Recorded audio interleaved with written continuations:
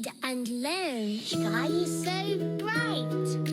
Smart kids grow with moonlight. Read and learn, shine so bright. Smart kids grow with moonlight. eSchoolify series, fun and true. Learning dreams for me and you. Welcome to eSchoolify series.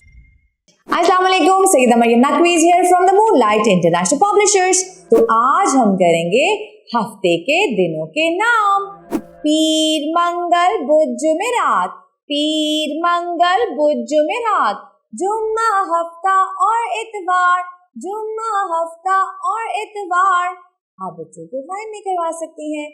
हम करेंगे इसको जोड़ और तोड़ के साथ।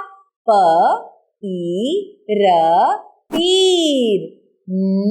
न, ग, गल। मंगल।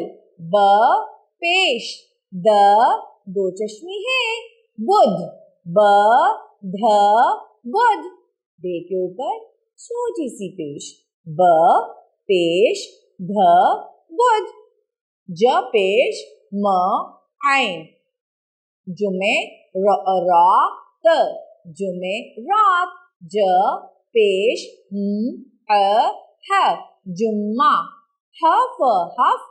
त, ह, ता, हफ्ता। अ, त, वा, र, इतवार। पीर, मंगल, बुध, जुमेरात, जुम्मा, हफ्ता, इतवार। पीर, मंगल, बुध, जुमेरात। पीर, मंगल, बुध, जुमेरात। जुम्मा, हफ्ता और इतवार। जुम्मा, हफ्ता और इतवार। आपने इसकी अच्छी तरह से मशक करनी है घर पे।